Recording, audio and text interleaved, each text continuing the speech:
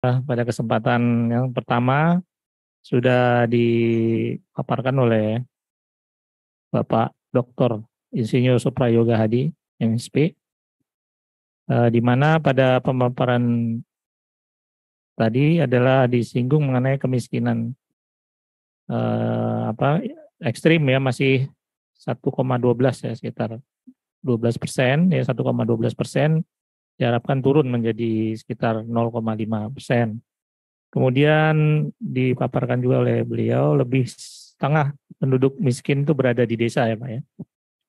Kemudian kemiskinan itu tidak absolut ya, berarti sifatnya dinamis, karena bisa jadi orang tadinya belum miskin karena mungkin kehilangan pekerjaan menjadi miskin gitu ya. Kemudian disebutkan ada kerentanan kemiskinan, kemudian juga diharapkan miskin atau misalnya ketidakmiskin ini juga diharapkan jumlahnya juga akan meningkat ya dibandingkan yang sebelumnya. Kemudian kemiskinan ekstrim nanti lebih diarahkan pada desil 1 ya Pak ya. Walaupun kita tahu kalau data P3KI ini untuk miskin dan miskin ekstrim ini 1 sampai 4 Pak ya, ke kriterianya. Jadi di atas itu mungkin sudah masuk ke bukan miskin lagi. Kemudian salah satu yang menjadi arahan kemudian juga dipaparkan terkait dengan adanya reformasi Perlinsos Pak ya, perlindungan sosial senilai 493,5 triliun kita harapkan di tahun 2024. Kemudian program-program yang dapat menahan kemiskinan seperti pengurangan beban ya masyarakat, kemudian ada 3 ya, ini pemberdayaan atau peningkatan pendapatan masyarakat, ketiga adalah penurunan pada kantong-kantong kemiskinan. Kemudian juga di data-data pensasaran ini menjadi penting, jadi misalnya seperti data P3KE, DTKS juga itu menghindari adanya exclusion error Pak ya, dan inclusion error yang di mana yang menurut exclusion error yang berhak tidak dapat, yang tidak berhak malah dapat. Kemudian juga yang penting dipaparkan adalah konvergensi program ya, menjadi kunci, di mana 8 program ya tadi sudah dipaparkan bagaimana banyak yang malah tidak dapat ya, sekitar 37% Pak ya, malah itu yang saya lihat tadi di paparan, malah tidak dapat sama sekali dari ke-8 program tersebut. Yang penting juga dipaparkan adalah graduasi ya. Graduasi ini jadi miskin ini bukannya hilang tapi ada peningkatan Pak ya. Jadi dari desil 1 ya dia turun ya menjadi desil 2, desil 3 dan selanjutnya. Kemudian perlu juga perbaikan kelembagaan, kemudian dipaparkan juga distribusi ya, di mana rumah tangga miskin yang lebih banyak adalah di penurunan adanya dana desa adalah di rumah tangga miskin pertanian Pak Mala ya. Kemudian juga yang tidak kalah penting juga ternyata program atau kita sebut juga padat karya tunai desa ini adalah salah satu sih bentuk yang harusnya nanti menjadi salah satu andalan menghindari adanya terjadinya kemiskinan tersebut. Yang kita tahu ada PKTD maupun padat karya tunai sektoral gitu ya. Kemudian juga yang penting adalah konsolidasi program ya. Yang terakhir nanti ada dari pemberian insentif fiskal Pak ya, bagi daerah-daerah yang penurunan kemiskinan ekstrimnya cukup andal ya. Kesimpulannya mungkin tadi sementara kita bisa sampaikan yaitu adanya membutuhkan upaya ya kerjasama multisektor, kemudian adanya perbaikan akurasi pensasaran, kemudian adanya konvergensi, kemudian juga pensasaran diprioritas pada kelompok 25% ke bawah, data BNBA yang berperingkat. Kemudian fokus pada wilayah dengan tingkat atau jumlah kemiskinan tinggi, kemudian juga prioritas memastikan keluarga exclusion error memperoleh program yang diperlukan, kemudian juga penebalan bansos pada desil 2,5 kelompok keluarga penerima manfaat, dan terakhir adalah pada perlindungan sosial adaptif. Ini yang mungkin hal baru yang kami ini ya, mungkin adaptif ini yang sedang digaungkan Pak ya, rencananya Pak ya, perlindungan sosial adaptif. Demikian dari pemaparan narasumber pertama kita. Untuk kita berikan aplaus lagi, boleh Pak? Terima kasih Pak.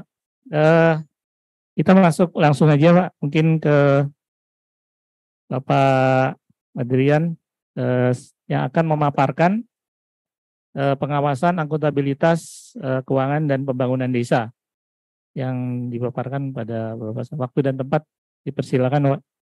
Ya mari para hadirin baik yang luring maupun daring untuk bisa melihat menyaksikan pemaparannya.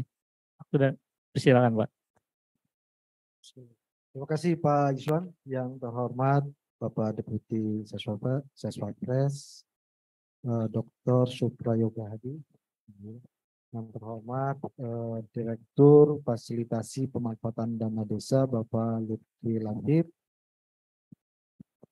Teman-teman semua, Bapak Ibu sekalian yang hadir di ruangan ini, serta yang hadir melalui luring, informasi dari panitia ada dari Kepala Dinas PMD seluruh Indonesia dan Kepala Desa seluruh Indonesia. Assalamualaikum warahmatullahi wabarakatuh. Waalaikumsalam. Semangat pagi, salam sejahtera buat kita semua. Semoga kita semua senantiasa dilimpahi keberkahan, kebahagiaan selalu. Amin ya robbal alamin. Merupakan suatu kebanggaan bisa hadir bersama Pak Dokter, Bapak Ibu sekalian. Kita sama-sama diskusi tadi, Bapak Ibu, kita rencananya akan acara ini prioritas penggunaan dana desa. Mohon izin, kami dari BPKP, kenalkan saya Adrian Puspawijaya dari Direktorat Desa Deputi PPKD di BPKP. Kami mencoba menggambarkan terkait pengawasan akuntabilitas keuangan dan pembangunan desa. Bapak Ibu sekalian, kalau kita sama-sama maklumi bersama ya, Bapak Ibu sekalian, dananya sangat besar, terus tersebar di 75.265 desa, dengan kondisi alam yang berbeda, bervariatif, termasuk juga sumber daya manusianya, tentu ini memiliki resiko. Nah, disinilah fungsi pengawasan itu berperan. Fungsi pengawasan ini mencoba memberikan gambaran pelaksanaan yang kita laksanakan sekarang, supaya apakah yang kita laksanakan ini sudah berjalan sesuai belum dengan arah tujuan. Nah, itulah fungsi pengawasan, sekaligus kita memberikan feedback. Jadi kalau kita sepakati bersama, memang pengawasan ini penting ya Bapak Ibu sekalian ya. Tapi ini survei membuktikan nih Bapak Ibu sekalian, kalau ditanya apakah Bapak Ibu, misalnya Bapak Ibu Kades gitu yang hadir secara daring, apakah mau diperiksa? Nah, ini kalau berdasarkan survei ya, hampir 95% itu tidak mau diperiksa. Ya. Nah, inilah kami mencoba menyampaikan di sini dulu peran BPKP dan APIP, Bapak Ibu sekalian. BPKP merupakan institusi di bawah Presiden, membantu Bapak Presiden. Di daerah juga ada inspektorat provinsi untuk tingkat provinsi, kabupaten kota ada inspektorat kabupaten dan inspektorat daerah di kota. Jadi kami mencoba menyampaikan sebuah paradigma dulu Bapak Ibu sekalian, mindset terkait pengawasan. Sebelum nanti kami coba menggambarkan apa-apa yang sudah BPKP lakukan terkait program desa ini. Lalu nanti kami juga akan mencoba menyampaikan hasil-hasil pengawasan terkait akuntabilitas keuangan dan pembangunan desa, supaya ini menjadi feedback bersama, menjadi evaluasi bagi kita bersama, kira-kira langkah-langkah berikutnya apa yang kita perlukan supaya menjadi lebih efektif dan lebih efisien lagi dalam proses pencapaian tujuan dari pembangunan desa.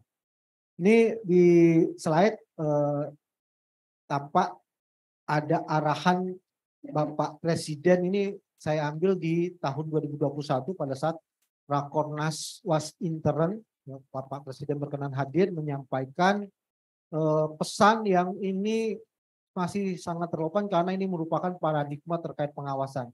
Bagi kami sebagai pengawasan APIP dan juga bagi Bapak Ibu sekalian khususnya pemerintah desa yang mungkin sekarang udah menjadi pengawasan, menjadi objek yang diawasi. Jadi Bapak Ibu sekalian, arahan Bapak Presiden ini menjadi mindset kita bersama adalah bahwa BPKP dan APIP, artinya BPKP dan juga inspektorat yang ada di daerah, di kabupaten kota khususnya, itu diminta oleh Bapak Presiden untuk membantu dalam mencapai tujuan dari pembangunan pemerintah. Jadi kalau kita melihat pemerintah desa, ketika kita melakukan pengawasan, harapannya itu adalah untuk membantu. Bahkan ditegaskan kita itu tidak boleh mencari kesalahan.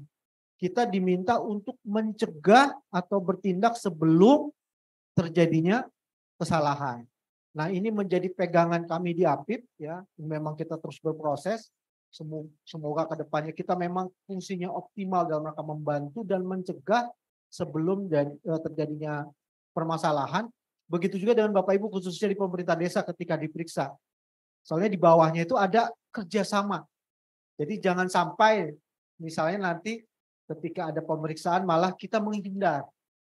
Sekali lagi tujuannya adalah kita akan mencari apa-apa yang kira-kiranya perlu kita lebih perbaiki lagi. Ada permasalahan apa supaya kita tidak semakin jauh, kita evaluasi dan harapannya sekali lagi kita mencegah sebelum terjadinya permasalahan. Nah, inilah yang menjadi pegangan kita bersama di APIP dan di pemerintah khususnya pemerintah desa bahwa pengawasan arahnya sekarang kita coba untuk tidak dalam mencari kesalahan tapi dalam rangka membantu Bapak Ibu sekalian kalaupun ada masalah bisa bahkan berkonsultasi kepada aparat pemerintah dan kita diminta untuk mencegah sebelum terjadinya kesalahan. Ini mudah-mudahan bisa kita benar-benar realisasikan sebagai mindset kita bersama baik dari sisi pengawas dan juga dari sisi pemerintah khususnya pemerintah desa. Slide berikutnya. Nah, Bapak Ibu sekalian, ini coba kami sampaikan kira-kira apa yang sudah kami lakukan khususnya di tahun 2023 ini. Nanti setelah apa-apa yang sudah kami lakukan ini, kami akan coba sampaikan hasil yang telah kami dapatkan dari hasil pengawasan yang kami lakukan. Selama tahun 2023 ini banyak topik-topik pengawasan kita lakukan. Kita berdasarkan tematik Bapak Ibu sekalian pemeriksaannya. Yang sering kita lakukan khususnya terkait misalnya terkait perencanaan pembangunan desa. Bagaimana proses perencanaan kita cek apakah sesuai dengan ketentuan, apakah ada permasalahan-permasalahan.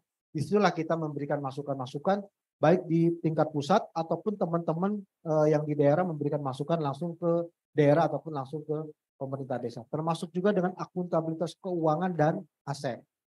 Nah, Bapak Ibu sekalian sebagai informasi rencananya dari BPKP khususnya untuk pemerintah desa di triwulan 4 ini kami akan melakukan pengawasan dengan fokus pada bansos APB desa. Jadi terkait dengan kesejahteraan sosial. Jadi kita akan fokus untuk pemerintah desa, kita akan melihat bagaimana implementasi bansos APB Des. Rencananya ini akan turun serentak Senin depan Bapak Ibu sekalian. BPKP punya perwakilan di daerah setiap provinsi, tapi untuk DKI karena tidak ada desa kita melibatkan 33 provinsi perwakilan yang ada. Nanti setiap perwakilan Bapak Ibu sekalian akan masuk ke 2 kabupaten kota. Dari 2 kabupaten kota itu akan dipilih 10 desa yang akan menjadikan evaluasi, yang akan dijadikan sampel evaluasi.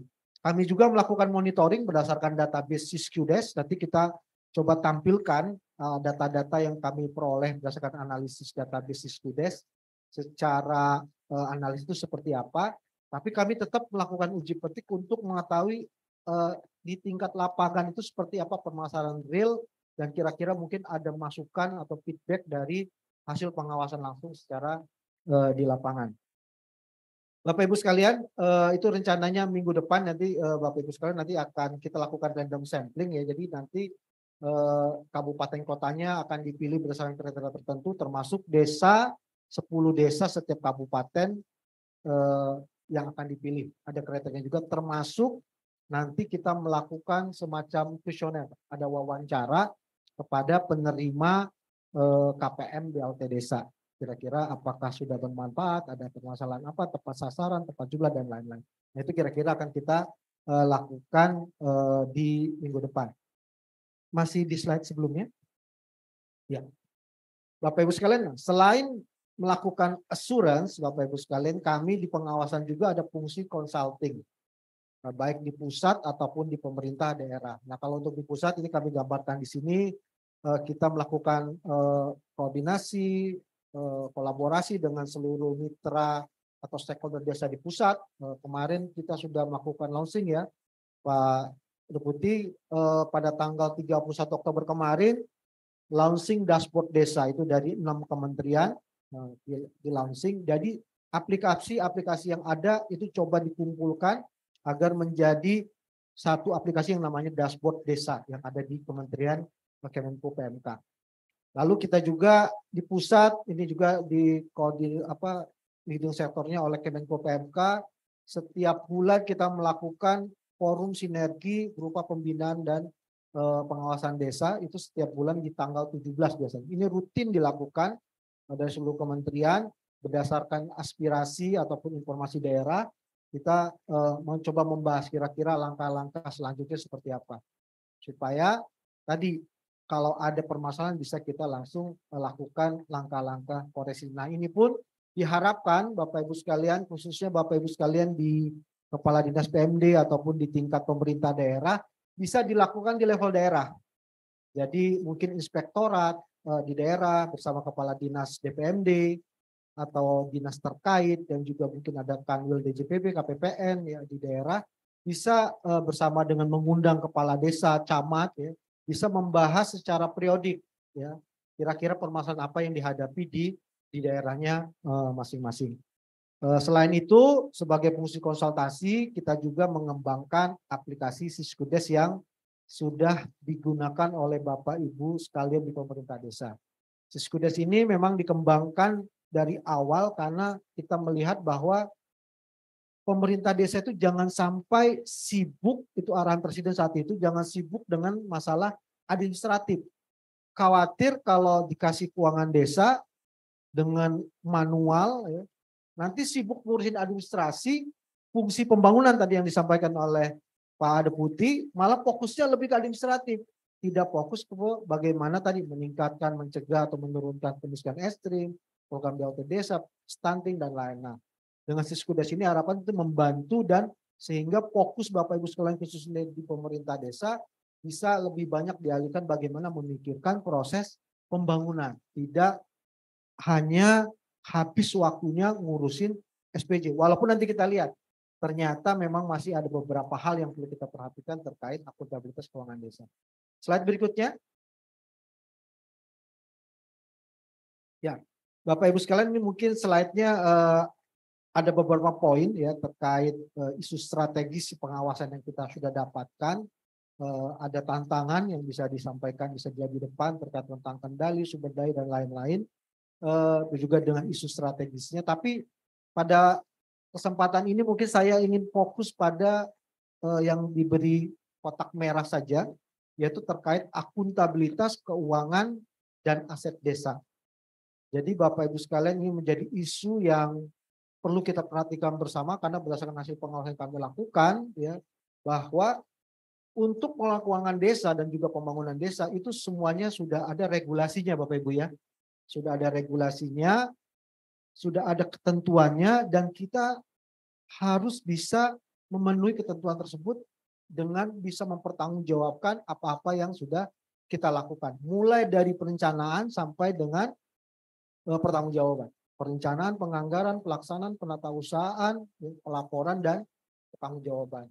Nah, kami melihat berdasarkan hasil pengawasan kami ya, ternyata untuk akuntabilitas ini walaupun kita sudah ada Siskudes ya, tetap Siskudes itu masih berupa tools Bapak Ibu sekalian. Tetap secara hakikinya ada SPJ akuntabilitas yang menjadi tanggung jawab Bapak Ibu sekalian harus dilakukan seperti SPJ dan lain-lain. Dan ini berdasarkan pengawasan kita lakukan masih banyak masalah yang kita temukan. Ya. Sehingga Bapak Ibu sekalian ke slide berikutnya, kita langsung lompat saja ke slide berikutnya. Next. Kalau kita lihat berdasarkan data-data yang kami kumpulkan, jadi kami mengumpulkan juga data-data dari laporan dari inspektorat, ya, laporan investigasi, perhitungan keuangan kerugian negara gitu ya, yang dilakukan oleh inspektorat dan BPKP pada 33 provinsi periode tahun 2015 sampai 2023 yang terakhir ya kami dapatkan 1.600 laporan kurang lebih kami kumpulkan. Ternyata total kerugian desa, ya, keuangan desa itu sekitar 696 miliar. Ini data-data yang kami dapatkan dari perwakilan-perwakilan kita kompilasi, kita analisis. Total dari 2015 sampai 2023 itu sekitar 696 miliar. Ketika kita coba breakdown lagi, kira-kira kejadian paling banyak itu apa? Karena kita akan mencoba mencegah atau mengurangi kejadian ini di masa berikutnya. Ternyata paling banyak permasalahan terkait pertanggungjawaban tidak sesuai dengan kondisi real. Ini yang paling sering kita temukan. Jadi di sini disebutkan sampai 500 miliar itu terkait dengan pertanggungjawaban tidak sesuai kondisi real. Bapak Ibu sekalian, khususnya pemerintah desa, kalau kita mencermati dari Permendagri 20 tahun 2018 tentang keuangan desa, sudah disebutkan salah satu misalnya di situ adalah bahwa ketika kita melakukan transaksi keuangan, kita melakukan pertanggungjawaban didukung dengan bukti yang sah dan lengkap kalau bahasa di peraturannya seperti itu. Jadi memang kita pemerintah desa sudah dari 2015 sampai sekarang posisi 2023 sudah mulai mengarah perbaikan. Tapi Bapak Ibu sekalian kita tetap harus melihat bahwa transaksi yang menjadi tanggung jawab Bapak Ibu sekalian kepala desa itu harus didukung dengan bukti yang lengkap dan sah. Sebagai contoh misalnya sebagai contoh real saja misalnya Bapak Ibu sekalian kalau terkait lengkap dan sahnya misalnya ada SPJ terkait uang makan rapat, makan minum rapat misalnya. Nah kira-kira apa SPJ yang dibutuhkan benar-benar lengkap dan sah untuk kegiatan tersebut. Kalau kita melihat ada makan minum rapat, maka di situ ada dua kejadian Bapak Ibu sekalian, bahwa ada rapat dan ada uang untuk belanja makan minum. Jadi ketika kita melakukan SPJ, kita harus bisa membuktikan dua kejadian tersebut.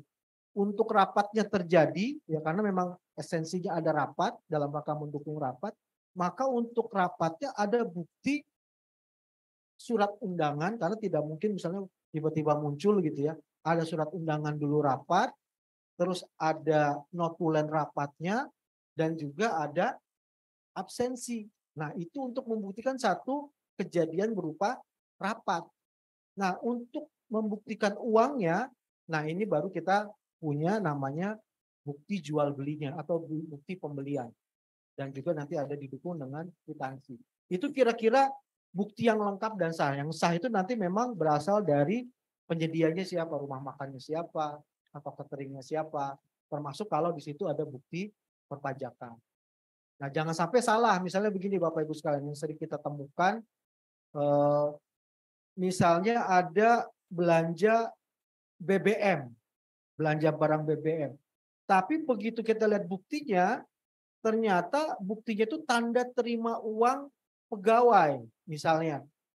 Jadi baru terima tanda tangan uang. Itu tidak diterima sebagai bukti. Kenapa? Karena kalau belanja barang BBM buktinya harus berupa bukti pembelian BBM-nya, bukan tanda terima uang bagi pegawai. Karena itu bisa dianggap kalau posisi sekarang mungkin istilahnya kayak semacam panjang yang belum sah untuk dijadikan bukti.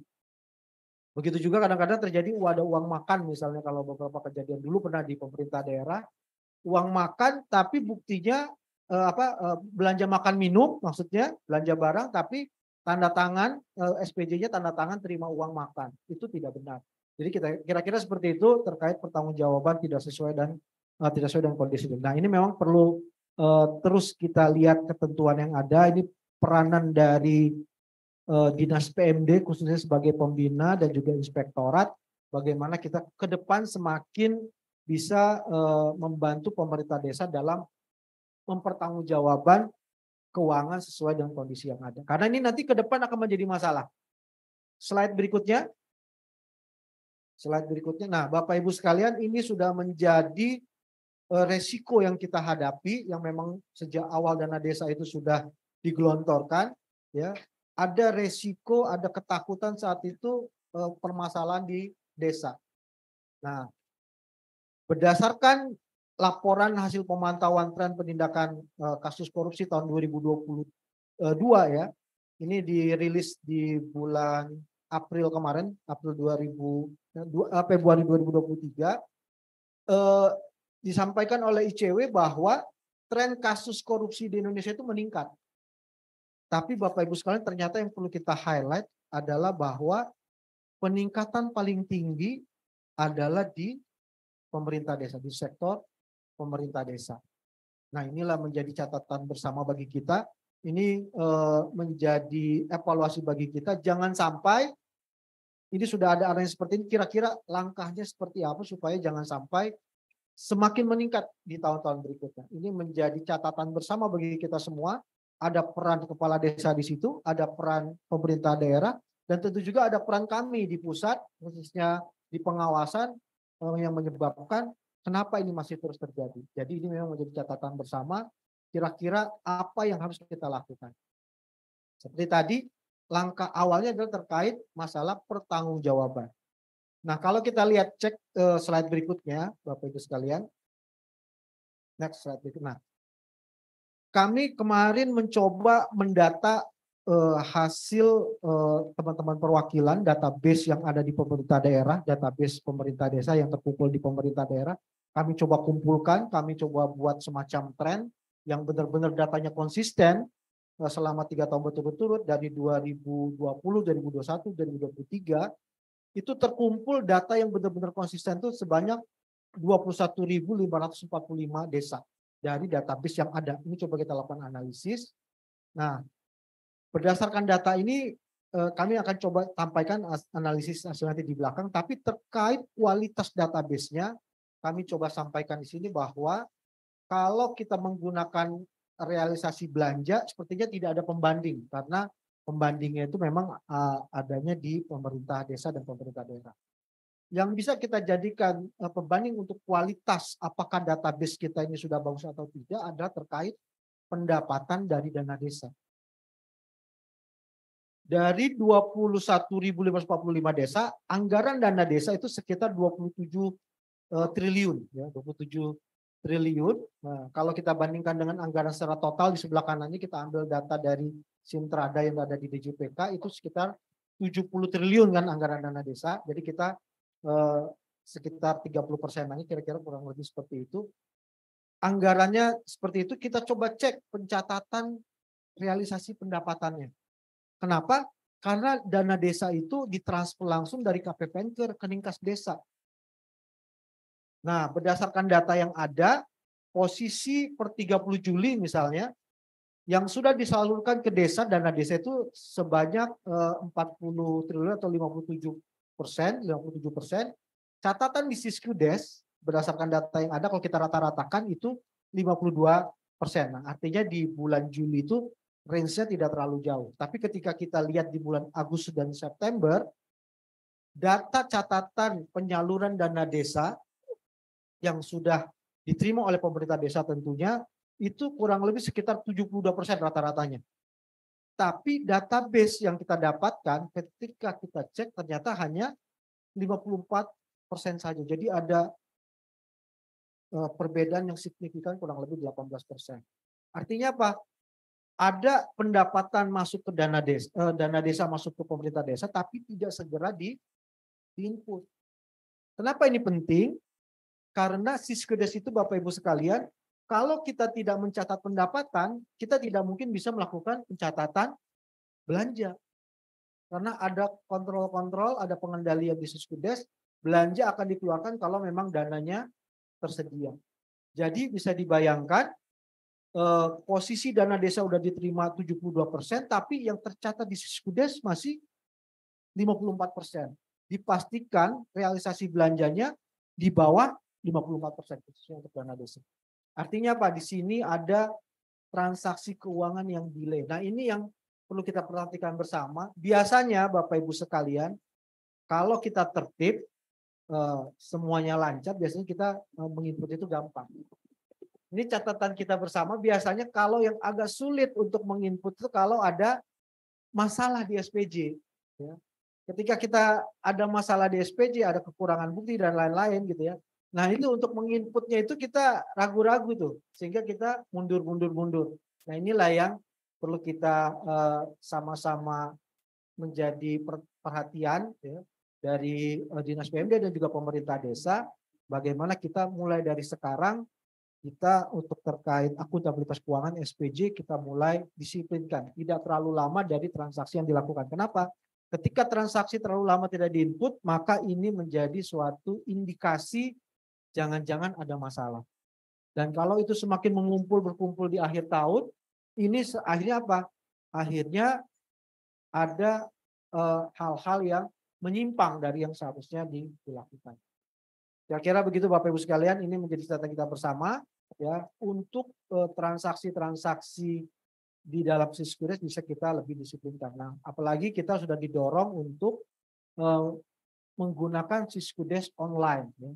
Sudah ada kewajibannya di tahun 2024 ini kita sudah diminta untuk menerapkan Siskudes online. Berikutnya, next slide. Nah ini kita terus juga bersama Kemendagri ya terkait Siskudes ini lakukan terus pengembangan terkait kebutuhan data, perbaikan, masukan dari teman-teman semua ya. Kita berikan juga kemudahan-kemudahan penambahan fitur dan lain-lain. Ini nanti kita akan melaunching bersama Kemendagri, ini waktunya masih akan ditentukan kemudian hari ya, tapi sudah untuk aplikasinya sudah siap untuk dilakukan launching. Versi 2.06, ini kira-kira gambaran perbaikan-perbaikannya. Jadi mudah-mudahan dengan terus adanya perbaikan ini memudahkan teman-teman khususnya di pemerintah desa untuk melakukan transaksi, menginput transaksi sampai melakukan penatausahaan sampai pelaporan pertanggungjawaban. Dan ini juga memudahkan bagi pemerintah desa, pemerintah kabupaten kota, khususnya di DPRD untuk melakukan pembinaan monitoring terhadap pelaksanaan di pemerintah desa. Slide berikutnya. Nah, ini kira-kira langkah-langkah perbaikan yang perlu kita lakukan. Ada beberapa poin, tapi kami mencoba poin fokus pada yang diberi garis kotak merah, yaitu mendorong peran lembaga supradesa dalam pemberdayaan, pembinaan, dan pengawasan. Di situ ada kecamatan, dinas PMD, dan inspektorat daerah. Nah ini harapannya ini semakin mengoptimalkan perannya untuk melakukan pembinaan terhadap pemerintah desa. Telah terbit Permendagri 15 tahun 2023 tentang pedoman penyusunan APBD tahun 2024. Di situ sudah ada arahan kebijakannya kepada pemerintah daerah untuk mengalokasikan dana untuk dana pembinaan. Karena memang dana desa itu untuk desa. Banyak permintaan ataupun masukan ataupun dari pemerintah daerah mengawasi desa tapi tidak ada dananya di dana desa. Memang karena dana desa itu memang khusus untuk pemerintah desa, untuk pembinaannya memang adanya di APBD. Nah di dalam pedoman penyusunan APBD tahun 2024 itu sudah diberikan kebijakan ya untuk menyiapkan dana untuk pembinaan, termasuk juga untuk kecamatan dan juga mendukung dalam penyediaan infrastruktur penerapan implementasi Siskudes dan juga Siskudes online. Termasuk juga kalau di dalam peraturan tersebut ada Sipades. Jadi mohon kepada teman-teman di kabupaten kota ya ini untuk bisa memaksimalkan perannya supaya tadi proses pembinaan terus semakin maksimal dilakukan. Next slide. Nah, Bapak Ibu sekalian, ini kami coba menggambarkan potret akuntabilitas keuangan dan pembangunan desa hasil pengawasan kami lakukan, tapi mungkin tidak banyak yang kami sampaikan karena keterbatasan waktu, ada beberapa hal saja. Jadi kami sampaikan tadi bahwa kami melakukan monitoring dan evaluasi. Monitoring kita lakukan analisis berdasarkan database Siskudes yang kita dapatkan dari perwakilan pada pemerintah kabupaten kota. ada 21.545 desa. Coba kita lakukan analisisnya. Untuk pendapatan misalnya ternyata memang posisi sampai saat ini pemerintah desa memang memiliki ketergantungan yang sangat besar terhadap pendapatan transfer. Di data kami ya, kalau untuk pendapatan transfer khususnya dana desa dan ADD yang paling besar itu untuk secara umum di pemerintah desa itu sekitar di atas 80%. PADES itu masih di bawah 3%, itu sekitar 2,4%. Bahkan kalau kita cek lagi PADES-nya 2,4% ini relatif dari masih aset, belum pemberdayaan potensi lokal yang ada di desa dari BUMDes dan lain-lain. Tapi ini terkait dari hanya pemanfaatan aset yang ada di desa, misalnya sewa tanah, ada sewa bangunan dan lain-lain. Belum mengoptimalkan potensi yang ada di desa. Nah, ini menjadi catatan bersama khususnya bagi kepala desa bagaimana mencoba mencari apa yang menjadi potensi desanya masing-masing yang bisa kita coba gali untuk peningkatan pendapatan asli desa. Berikutnya, Bapak Ibu sekalian, terkait perencanaan, kita lihat ini memang masih fokus pada belum pada pemberdayaan. Padahal ke depan harusnya sudah mulai mengarah bagaimana ke pemberdayaan masyarakat desa. Berikutnya saja, karena saya sudah diingatkan Pak Moderator, ada beberapa poin di sini juga terkait belanja. Nah, Bapak Ibu sekalian, ternyata kalau kita bandingkan antara tahun 2023 dengan 2022 kemarin, ternyata kinerja kita terkait keuangan menurun ini, Pak. Baik pendapatan ataupun belanja. Jadi kita ada penurunan. Nah, ini perlu dorongan dari semuanya supaya kita ke depan untuk akhir tahun 2023 ini semakin baik terkait penyerapan dan juga pencapaian pendapatan. Next slide berikutnya. Kami juga melakukan analisis terkait belanja-belanja yang menjadi fokus pemerintah. Misalnya terkait stunting, seperti pernah disampaikan dari Pak Presiden, ternyata stunting itu yang benar-benar masuk ke dalam KRS ya, keluarga rawan stunting itu hanya sekitar 20%. Yang lainnya hanya pendukung. Nah, ini pun ternyata ketika kita cek di desa, biaya-biaya pendukungnya masih berimbang antara biaya real untuk stunting yang benar-benar diserahkan kepada KRS itu penerima stunting dan biaya-biaya dalam rangka merealisasikan kegiatannya. Next. Ini kalau gambaran status dari BLT desa, harusnya semakin tinggi tingkat kemiskinan, harusnya porsi BLT desanya harusnya semakin tinggi, tapi ternyata kita melihat masih ada deviasi di sini. Ada beberapa yang tingkat kemiskinan tinggi, ternyata BLT-nya masih rendah, atau sebaliknya alokasi BLT-nya tinggi padahal kemiskinannya rendah. Slide berikutnya, saya percepat. Nah, Bapak Ibu sekalian, ini menjadi perhatian bersama juga karena selain keuangan, aset juga menjadi perhatian. Langkah pertama terkait aset adalah pencatatan. Data yang kami dapatkan adalah aset itu berasal dari belanja modal. Ternyata ketika belanja modal kita lihat realisasinya, penambahan asetnya berapa? Ternyata masih sangat minim sekali ya. Itu hanya 50% yang tercatat. Jadi dari belanja modal yang ada, yang benar-benar dicatat menjadi aset hanya tidak sampai 50%. Jadi teman-teman di pemerintah desa bagaimana melakukan pencatatan secara disiplin juga, selain juga terkait keuangan.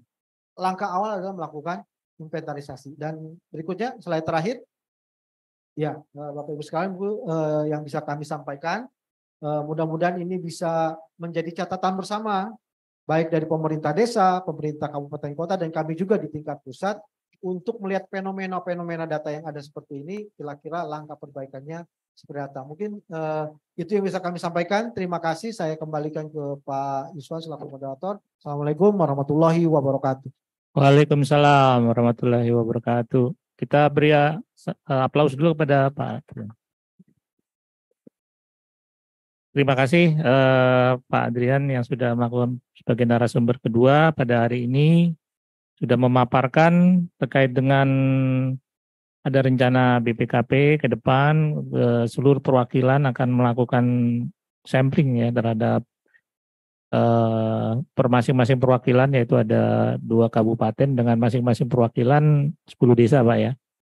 Kemudian terkait dengan peluncuran dashboard desa di Kemenko PMK kemarin, diharapkan adanya kolaborasi data ya.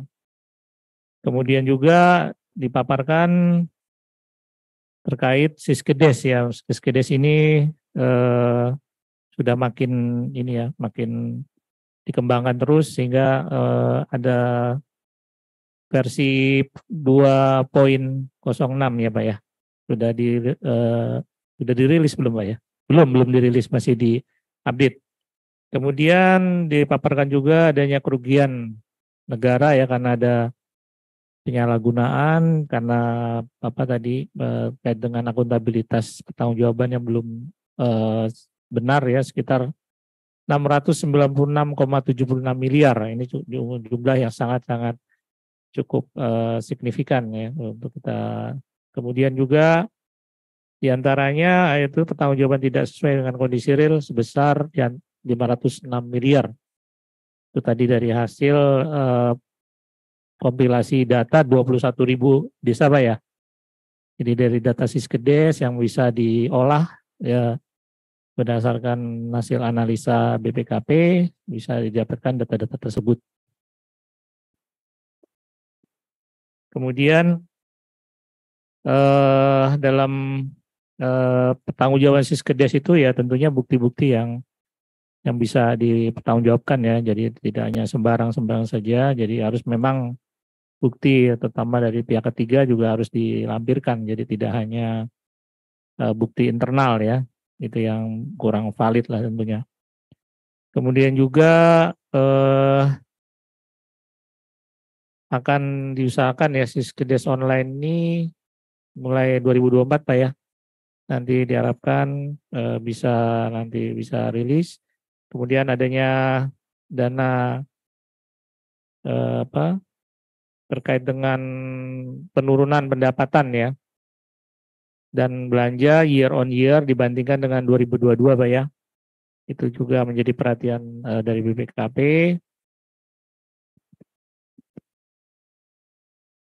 Kemudian juga dipaparkan terkait dengan paparan tadi ada mengenai titik-titik tadi ya di materi tersebut bahwa seharusnya tingkat kemiskinannya tinggi, BLT-nya seharusnya juga meningkat Pak ya, dalam posisi meningkat, tapi ini posisinya stagnan sesuai dengan peraturan yaitu di kisaran 10-25% Pak ya. Itu tadi dari gambar-gambar yang titik-titik tadi sehingga belum menyentuh secara ini ya dari hasil kita. Kemudian juga terakhir adalah dipaparkan oleh beliau adalah aset.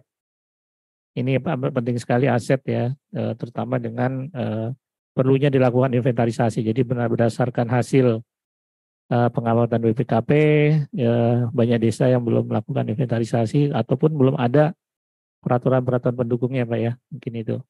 Demikian dari pemapar kedua, Bapak Adrian, kita beri aplaus kembali. Ini ada waktu tepat pukul 10:30 ya Pak ya.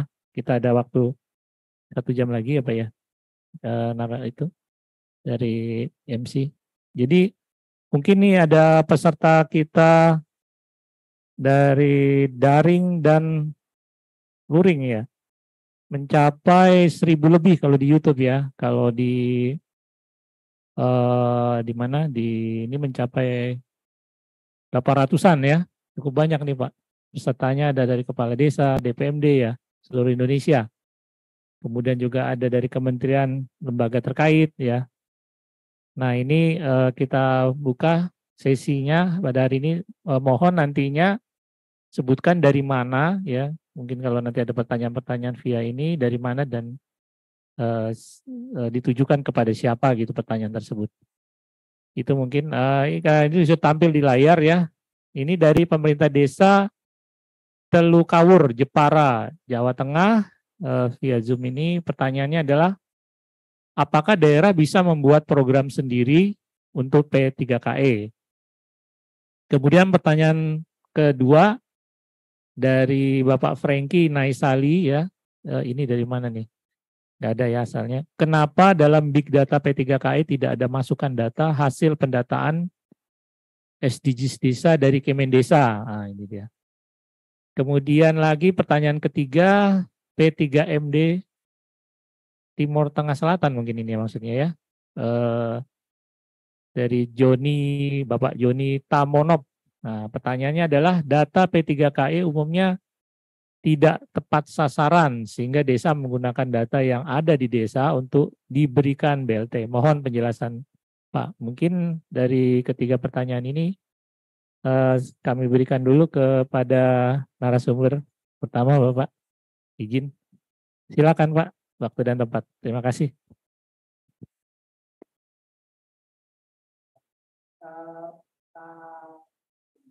Telukawur, Pak Franky, dari DPR, Pak Joni, semuanya P3KE. Daerah membuat sendiri program P3KE, dia bukan buat sendiri, semuanya sudah disiapkan sebetulnya oleh pusat. Dan satu hal yang tolong dibaca lagi Impres nomor 4 tahun 2022 tentang penghapusan kemiskinan ekstrim, bahwa data P3KE itu harus diverifikasi dan divalidasi di tingkat desa. Dan kemudian ditetapkan oleh bupati dalam hal ini. Jadi memang data yang ada itu kurang. Jadi data yang ada itu memang bukan data final. Data yang memang harus diverifikasi dan validasi di tingkat desa. Kemudian ditetapkan melalui peraturan bupati. Jadi ini udah tertuang di dalam Impres nomor 4 tahun 2022. Itu yang pertama ya. Jadi data memang sangat dimungkinkan untuk diverifikasi dan validasi. Jadi juga keberatan tadi yang tidak akurat dan sebagainya, memang tidak ada yang namanya data yang benar-benar akurat 100% dalam hal ini. Karena itu memang perlu ada yang istilahnya community targeting. Yang community targeting itu melalui apa? Melalui Musdes. Musdes khusus data yang sudah diverifikasi dan validasi.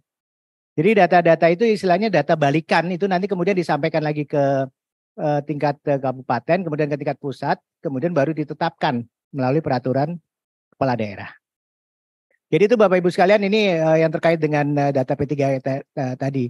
Nah, mengenai big data ini seperti tadi disampaikan tadi oleh Pak Adrian, kita udah punya yang namanya dashboard desa yang ada di Kemenko PMK. Kebetulan data P3KE ini juga dikelola oleh Kemenko PMK. Jadi nggak ada itu istilahnya kemudian antara dashboard data desa kemudian dengan data P3KE itu tidak ada komunikasi, sama-sama satu atap itu. Jadi saya tahu banget karena kebetulan data P3KE ini cikal bakalnya itu dapurnya dulu di TNP 2K.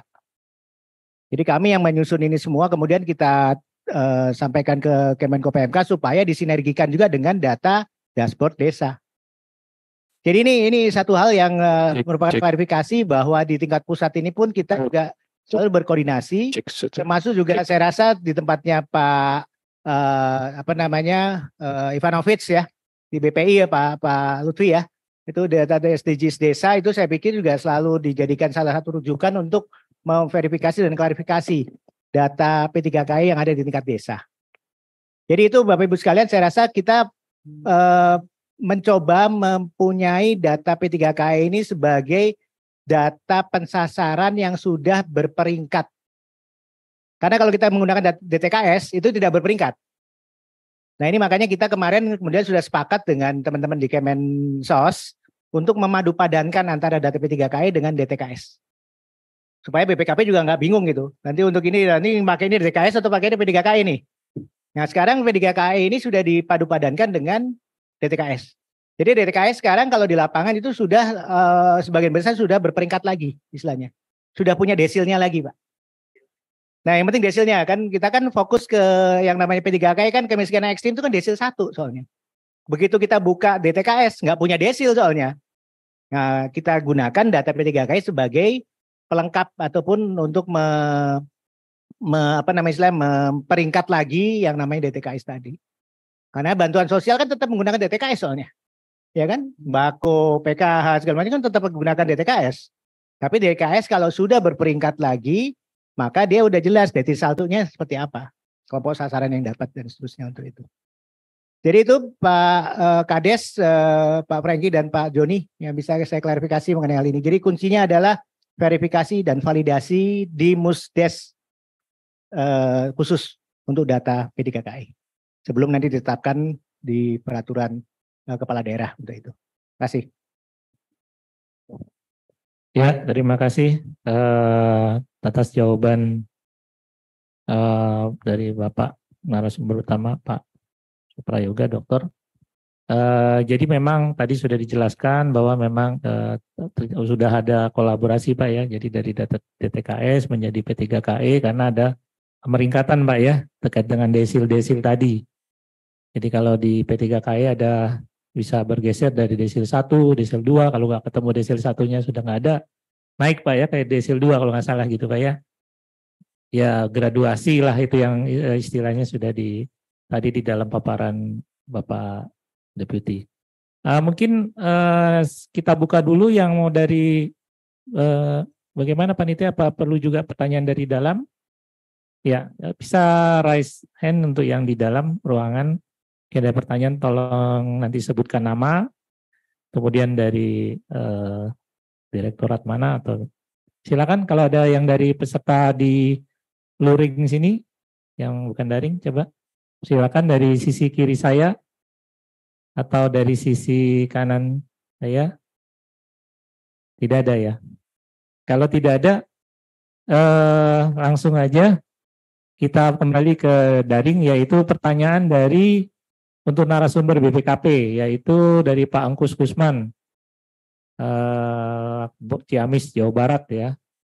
Tolong narasumber mohon dapat dijelaskan rincian SPJ untuk DOP, dana operasional pemerintah desa, dari dana desa maksimal 3% ya, dana operasional itu Pak ya maksudnya. Karena di desa sangat kebingungan, ya, dan penuh keraguan-raguan. Tolong admin untuk bisa ditampilkan, dijawab narasumber BPKP. Nah, ini dari Pak Angkus Kusman, Ciamis, Jawa Barat. Kemudian dari Ibu ya, Supariah mungkin. Bagaimana menyamakan persepsi agar sama pemeriksa BPKP di pusat sama dengan di daerah? Oh, maksudnya persepsi antara pemeriksa BPKP dengan di daerah sama ya persepsinya, karena kadang beda argumentasi tentang boleh tidaknya penggunaan dana desa. Mohon penjelasan dari narasumber. Itu mungkin pertanyaan untuk narasumber untuk Pak Adrian. Mohon untuk waktu dan tempatnya saya persilakan Mbak. Silakan Mbak.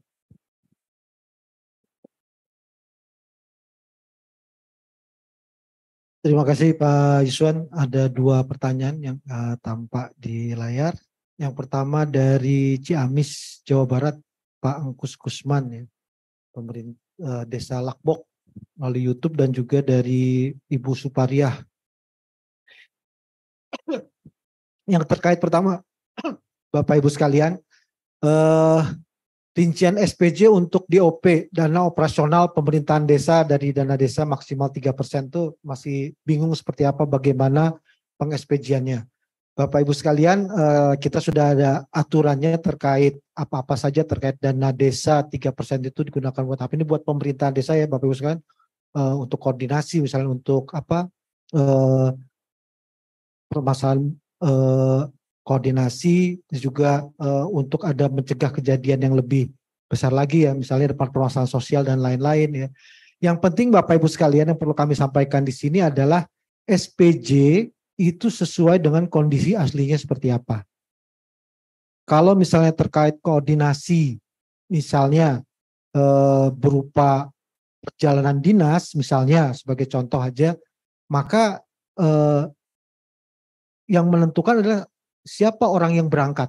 Siapa orang yang berangkat itu yang menentukan adalah surat tugas. Jadi sekali lagi ketika kita melakukan SPJ itu harus sesuai dengan realisasi kegiatan yang terjadi itu seperti apa, lalu kita sesuaikan. Nah ini memang perlu juga sebenarnya perlu dikumpulkan ini, mungkin saran juga bagi teman-teman di pemerintah daerah gitu ya. Kira-kira kalau untuk kayak tadi misalnya ya, untuk makan minum rapat, SPJ-nya apa saja sih? Sepertinya pemerintah desa itu perlu ada semacam guideline-nya gitu, guideline-nya supaya desa itu udah nggak perlu mikir-mikir lagi, udah disiapkan gitu. Kalau SPPD misalnya, SPPD sekarang lihat aturan berlakunya apa SPD di desa. Misalnya kalau dia penunjukan orangnya tertentu itu dari mana? Dari ST. Terus nanti ada didukung dengan SPD-nya, ada bukti visumnya. Kalau dia berangkat pakai apa, dia harus ditunjukkan bukti realnya seperti apa.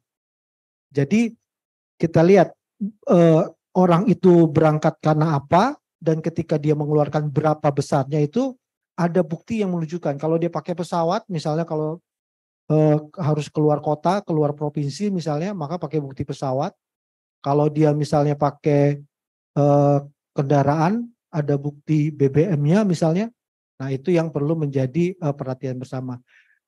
Kalau kami sarankan Bapak Ibu sekalian ya memang ini kayaknya perlu semacam guideline ya supaya lebih mudah di pemerintah desa untuk belanja-belanja tertentu ya yang mungkin sering dilakukan, kita siapkan di pemerintah daerah khususnya bisa menginisiasi supaya pemerintah desa itu tinggal melengkapi, oh ini ternyata seperti tadi misalnya untuk belanja makan minum rapat, oh ternyata ini. Nah, jadi pemerintah desa itu sudah mengikuti, tidak perlu tadi, oh kira-kira apalagi.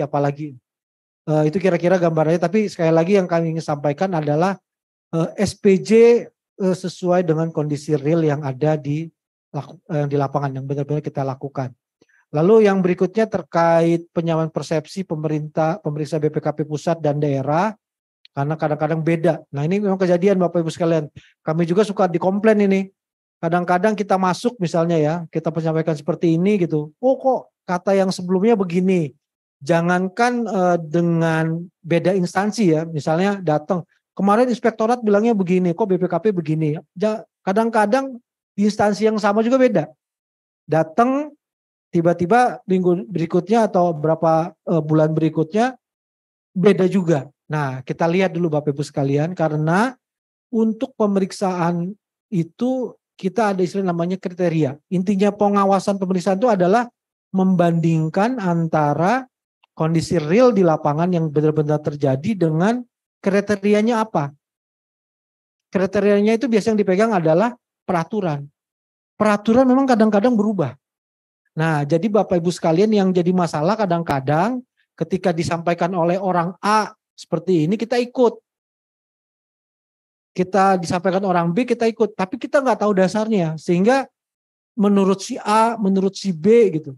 Ketika kita datang orang baru menyampaikan seperti ini kita ikut lagi gitu. Kenapa? Karena kita tidak berpegang pada regulasi. Nah, pemeriksa itu berdasarkan regulasi. Harusnya ketika dia menemukan sesuatu, oh ini berbeda dengan kondisi antara lapangan dengan regulasi, disebutkan regulasinya seperti ini, kok lapangannya seperti ini, ada perbedaan. Jadi pemeriksa itu harusnya ada dasarnya ketika menyampaikan sesuatu. Jadi ketika ada pemeriksa datang ya misalnya ada perbedaan pendapat seperti ini, maka yang sebenarnya yang diadu adalah regulasinya. Jangan-jangan memang regulasinya sudah berubah Bapak Ibu sekalian sehingga memang beda perlakuannya. Misalnya terkait perpajakan gitu, batas uang harian yang bisa diperiksa, upah harian yang bisa dikenakan potongan pajak itu bisa berubah. Kemarin nggak kena, sekarang kok kena gitu. Atau sebaliknya, kemarin kena kok sekarang jadi nggak kena. Nah itu memang ada perubahan. Mungkin karena memang regulasinya yang berbeda. Tapi kalau regulasinya ternyata tidak berbeda, coba kita lihat apa yang menjadi pegangan antara pemeriksa yang sebelumnya ataupun orang lah ya, kita bukan hanya bicara pemeriksa. Ketika ada yang menyampaikan seperti ini, maka itu ada di mana ya Pak gitu, atau di mana ya Bu, dasarnya itu di peraturan mana. Sehingga ketika itu dinyatakan nggak benar, maka yang tidak benar itu harus bisa menyampaikan saya dapat peraturan dari sini. Nah itu kita lihat, tinggal lihat peraturannya mana yang lebih relevan. Jangan-jangan ternyata ada aturan yang berbeda ataupun persepsinya berbeda. Nah, itulah yang perlu kita lihat. Kalau ternyata aturannya sama tetapi persepsinya berbeda, nah itu yang perlu kita lihat. Perlu didiskusikan mana nih yang lebih tepat, yang lebih pas seperti apa. Tapi kadang-kadang permasalahan yang kita temui di lapangan adalah semua orang itu mengikuti itu karena katanya gitu. Kata yang sebelumnya begini, tapi nggak ditunjukkan dasarnya. Katanya yang sekarang begini, sehingga Bapak Ibu sekalian khususnya di pemerintah desa misalnya ketika diperiksa bingung gitu. Orang yang sebelumnya bilang begini, yang sekarang bilang begini. Kenapa? Karena kita berpegang pada ucapan dari seseorang, bukan berpegang pada regulasi. Tapi kalau kita regulasi ketika kita disalahkan dengan tanda kutip ya, disampaikan oleh lainnya tidak benar, maka kita bisa sampaikan, Pak, kami berpegang pada regulasi ini. Kalau ini salah, ada nggak peraturan yang baru atau yang mungkin lebih update dibandingkan peraturan yang kami terima? Kalau dia bisa membuktikan, nah kita terima. Oh ternyata ada aturan yang seperti ini.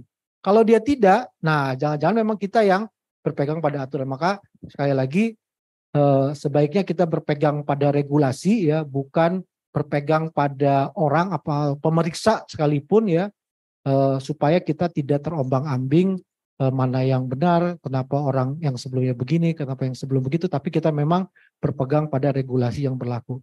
Kira-kira seperti itu, dan memang sekali lagi Bapak Ibu Kepala Desa, perangkat desa, dan juga pemerintah daerah, kepala dinas, pemahaman terhadap regulasi itu penting, termasuk nanti ini kita ada regulasi terkait prioritas penggunaan dana desa. Nah itu yang harus dipegang menjadi acuan bersama. Mungkin seperti itu dari saya Pak Yusrat. Terima kasih Pak Adrian atas jawaban tadi. Ada tadi pertanyaan terkait dengan bagaimana sih SPJ-nya terkait dengan dana operasional ya. Jadi kita tahu kan memang dana operasional salah satunya biaya koordinasi ya. Ya mungkin tadi contohnya mungkin tadi ada perjalanan dinas harus yang real orangnya ya terus dilaksanakan dengan benar ya. Jadi seharusnya seperti itu dan dibutuhkan adanya guidelines ya mungkin ya Pak ya. Sehingga untuk pemerintah desa nih tidak ragu-ragu dalam bentuk-bentuk SPJ yang harus disajikan. Kemudian juga terkait dengan perbedaan antara mungkin auditor 1 dengan auditor 2 ya, itu mungkin yang dipaparkan dimaksud dengan Pak Adrian tadi mungkin disimpulkan bahwa memang harusnya kriteria itu menjadi pegangan karena kriteria itu berupa peraturan. Seperti mungkin peraturan itu sudah berubah jadi sehingga desa juga bisa menunjukkan aturan yang terbaru ya karena memang seperti biaya itu Pak ya biaya untuk dulu ada mengenai siltap gitu Pak ya terus ada biaya-biaya lainnya itu juga ada pergeseran Pak ya kalau nggak salah di PP 11 itu ada mengenai biaya operasional juga belanja operasional. Nah ini juga ada perubahan-perubahan ini mungkin harusnya ditanyakan kepada bisa kira-kira kriteria apa yang menjadi dasar ya karena kalau dalam memberikan satu temuan ya tentunya kriteria bisa terjadi temuan tentu kriteria menjadi pegangan kita bersama ya Pak gitu Pak mungkin itu tadi dari jawaban narasumber kita dari BPKP mungkin ada lagi dari udah banyak raise hand ini cuma ini agak jauh nih bentar desa oh ya Desa Mekarsari dulu ya mungkin bisa di ininya Desa Mekarsari mungkin panitia bisa di kan ya silakan sebutkan nama dan pertanyaannya ditujukan kepada siapa silakan Desa Mekarsari tapi tutup ya kayaknya tapi raisen tapi nggak kelihatan oh yang ada ini aja gambarnya ini dari Pak Ngadimin ya Pak ya Aceh Singkil Pak ya ya silakan mungkin dari ini admin ya silakan Pak maaf agak jauh sehingga ini silakan Pak dari Aceh Singkil Pak ya silakan waktu dan tempat ya. Assalamualaikum Pak. Waalaikumsalam Pak langsung pertanyaannya ya. Makasih Pak. Pertanyaannya gini Pak berkaitan dengan data P3KE. Kami sudah coba lakukan di desa bahwa data P3KE dari total misalnya jumlah data yang di P3KI setelah diverifikasi oleh masyarakat desa itu Pak, banyak yang tidak sesuai. Contohnya gini, di satu desa data P3KI berjumlah 14, setelah ditelusuri, setelah diverifikasi oleh desa, ternyata hanya tinggal 3. Nah, jadi untuk menetapkan penerima bantuan BLT atau KPM itu ya terpaksa kita ambil dari data DTKS, kemudian berdasarkan hasil musyawarah desa khusus. Jadi data P3KE kami yang ada di Kabupaten Aceh Singkil itu Pak tidak sesuai karena sudah banyak yang menjadi kepala desa, menjadi ASN, menjadi P3K dan lain sebagainya yang sudah tidak layak lagi tercantum di data P3KE. Itu aja Pak. Terima kasih. Assalamualaikum warahmatullahi wabarakatuh. Ya, terima kasih. Waalaikumsalam. Ya, ini langsung dijawab atau bagaimana? Atau 2 lagi? Ya. Yang ada mukanya aja nih, mungkin yang ada mukanya. Ini dari, kalau yang ada bukan berarti udah menghindar itu. Nah itu ya, ini dari desa apa? Mesti ngeliat yang jelas ini. Karena tulisannya. Ya, yang tadi tuh, yang ya ini dia, desa apa? Dari Lampung Selatan ini ya, Lampung Selatannya. Tolong sebutkan nama dan desanya, kemudian ditujukan pertanyaan kepada siapa. Silakan Pak dari yang Lampung Selatan. Ya Pak, waktu dan tempat. Ya. Halo, Assalamualaikum. Waalaikumsalam warahmatullahi wabarakatuh. Silakan Pak. Pertanyaan Salam langsung. Pak dari Kabupaten Lampung Selatan Pak. Ini Pak, Ya, saya silakan, mau Pak. mempertanyakan untuk program ketahanan pangan itu untuk semua kegiatan apa kena PPN sama PPH Pak? Apa hanya PPH aja Pak? Ya. Apakah ketahanan pangan ini kegiatannya kena PPN dan PPH atau hanya PPH saja? Itu pertanyaan Iya, Pak Pak. ya. Ya sudah dapat Iya, kami Pak. tangkap. Dan namanya siapa Pak? Namanya Pak? Bapak Sofan Amrudin Pak. Ya, desa. Desa Titiwangi, Kabupaten Lampung Selatan Pak. Ya, ditujukan kepada siapa Pak pertanyaannya?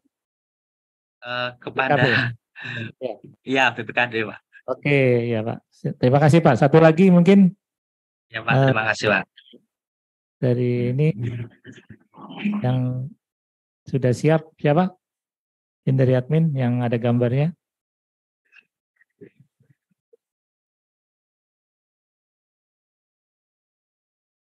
Ya, ini ada dari Bapak siapa nih? Desa apa tadi? Oh, desa mana nih? Ya, desa Alder. Dari mana Pak? Tolong sebutkan Pak, nanti nama dan waktu dan tempatnya kami persilakan. Oh, gitu. Ya, Pak. Dewi Serampung. Hari nunggu jawabannya. Aldar apa? Aldar. Wentian Pak. Ya, silakan Pak. Ya kita pendamping Pak ini. Oh, pendamping desa ini. Wah, ini anak kandungnya Kemendes. Ya, Pak Menteri. Ya, silakan Pak. Baik. Ya. Pertanyaannya langsung saja Pak. Ya. Begini Pak, kalau menyimak materi dari awal tadi, baik P3KI maupun dari P2KN maupun BPKP, saya lebih cenderung pada proses perencanaan untuk BPKP. Ini mungkin hal-hal yang sangat prinsip di lapangan terkait dengan pengadaan barang jasa di desa. Ini lagi tren di masyarakat, di wilayah pengawasan atau pengendalian, pendampingan. Kadang warga masyarakat itu dibingungkan dengan pengadaan barang dan jasa di desa itu terkait dengan awalnya kan mengenal yang namanya pelelangan tingkat desa. Yang justru hari ini jadi alat semacam transaksional antara pemerintah desa dengan ya pihak yang untuk proses pengadaan itu.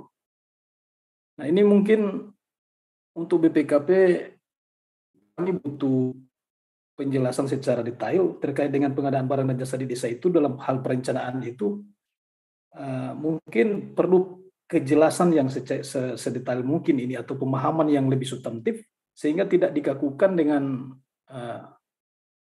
masyarakat tidak digagukan dengan banyak pertanyaan, loh ini dana desa kok hanya dijadikan sebagai hal yang sifatnya transisionis antara pihak ketiga dan selaku pemerintah yang ada di desa. Karena ini sudah bertahun-tahun ini proses ini berjalan tetapi tidak terlalu menajam pada proses auditnya, hanya berbicara soal bagaimana keuangannya disalahgunakan tetapi tahapan perencanaannya tidak terlalu menajam. Saya pikir itu hal yang sangat teknis khusus dalam perencanaan. Kemudian terkait dengan data P3KE, ini yang sempat diributkan ini.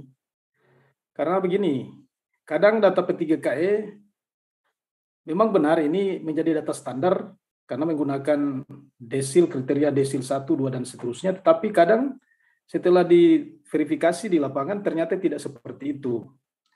Nah, menjadi pertanyaannya bagaimana dengan sinergitas data antara data SDGs yang kemarin yang sampai hari ini digelontorkan di tengah masyarakat untuk data ini wajib yang harus diupdate karena memang ini menjadi data sasaran utama untuk pemanfaatan dana desa.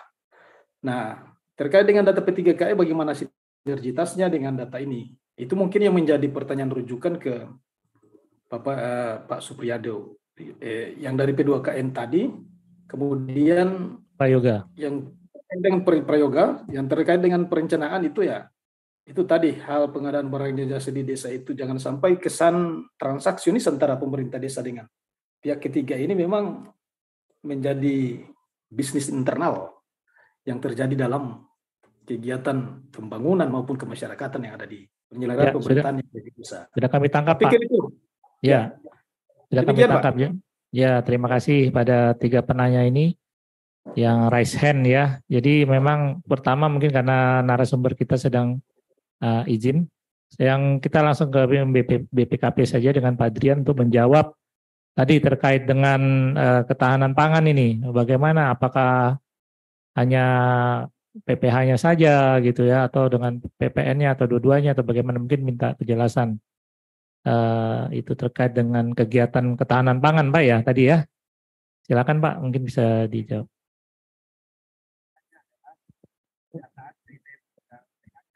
Ya,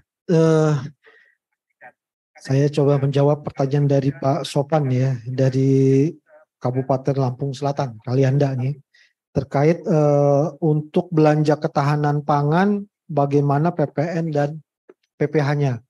Bapak Ibu sekalian, ada pajak itu ada 2, ada pajak daerah dan pajak pusat. Kalau yang ditanyakan oleh Pak Sopan ini terkait PPN dan PPH, itu adalah pajak pusat. PPH itu ada macam-macamnya. Ada pasal 21, 22, 23 ya. Itu ada beda-beda pemberlakuannya. Jadi sebenarnya Pak Sopan, sebenarnya dia tidak mesti harus ketahanan pangan karena pajak itu tidak melihat apakah belanja ketahanan pangan ataukah belanja untuk stunting atau untuk belanja ada perlakuan khusus kecuali ada aturannya ya.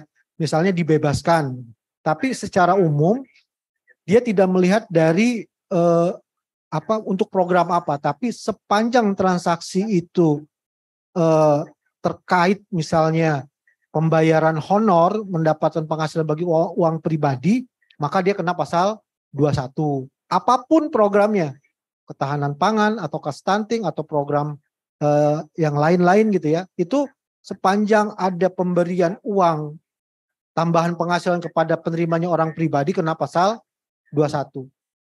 Itu untuk yang PPH ya, PPH pasal 21. Jadi maksud saya ketika kita membahas PPN dan PPH, dia tidak perlu dikhususkan pada ketahanan pangan karena itu berlaku untuk semuanya, tergantung transaksinya. Sebagai contoh misalnya PPH pasal 22 itu dikenakan terhadap barang. Terhadap barang, pasal 22 itu ada minimalnya 2 juta ya, dan dia kena tarifnya sebesar 1,5% ya. 1,5%. Nah, ketika contohnya misalnya Bapak Ibu di pemerintah desa beli ATK. ATK itu barang. Maka dia kena pasal 22 karena sumbernya dari APBDes.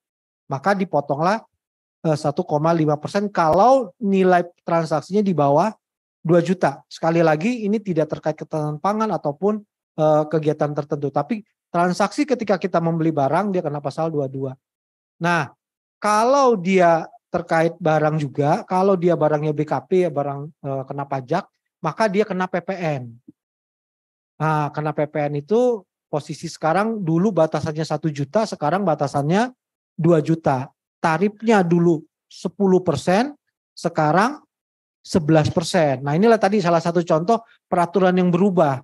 Jadi kalau ada yang bilang dulu PPN 10%, kok sekarang 11% kita protes? Memang begitu ketentuannya, karena memang posisinya peraturan perpajakannya berubah. Jadi memang yang kita pegang adalah peraturan. Jadi kalau kembali ke pertanyaan sebelumnya, ketika dipotong 10%, ketika sekarang disuruh 11%, kalau kita berpegang regulasi, maka akan ada regulasi baru yang menyatakan bahwa PPN itu 11%. Jadi contohnya tadi, beli ATK nilainya 3 juta. Saya kasih contoh sedikit saja ilustrasi. Beli contoh yang paling gampang misalnya beli barang ya, beli printer misalnya 10 juta ya. Karena printer ini berupa barang, dianggap dia kena pajak ya, maka dianggaplah PPN-nya 1 juta. Jadi totalnya 11 juta. Itu yang menjadi harga pembelian. PPh-nya berapa yang kena? Pasal 22 karena dia berupa barang, yaitu 1,5% dikali 10 juta, bukan dikali 11 juta ya. Karena kalau 11 juta udah ada PPN-nya. Dikali yang murni, yang DPP istilahnya, dasar pengenaan pajak. Jadi 1,5 dikali 10 juta, 150.000. Nah, harusnya Bapak Ibu sekalian, ini harusnya ini memang KPP yang lebih ahli ya. Jadi ketika Bapak Ibu sekalian beli printer, ya, maka bayarnya 11 juta. Karena dia 10 juta ditambah 1 juta. Tapi Bapak Ibu sekalian sebagai wajib pungut, maka dipungutlah. PPN-nya dipungut 1 juta, yang 10 juta tadi dipungut 150.000. Jadi yang diserahkan ke toko adalah sebesar 9.850.000. Mungkin teknisnya kira-kira seperti itu. Nah, cuma pertanyaannya Bapak Ibu sekalian kalau di lapangan, apakah ada yang mau diperiksa? Kadang-kadang ada yang nggak mau dipotong, gitu ya Bapak Ibu ya. Inilah karena bukti potong itu tidak diserahkan. Jadi kejadian sekarang itu adalah ketika kita beli harusnya seperti itu sistem perpajakan. Printer 10 juta tambah PPN 1 juta 11 juta. Maka harga printer itu sebenarnya 11 juta. Tapi kita potong tuh 1 jutanya. Nah itu kita store ke kas negara. Nah 10 jutanya karena dia berupa barang. Maka dia potong pasal 22. 1,5%.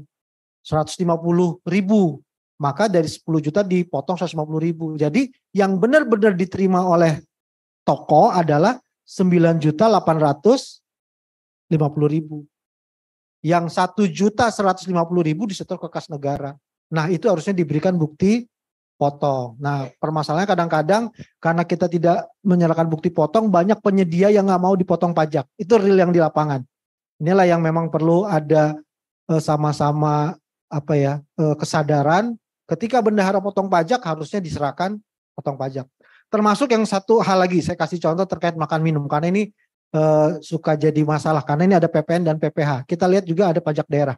Ketika Bapak Ibu sekalian beli makan minum itu kita anggap pakai catering.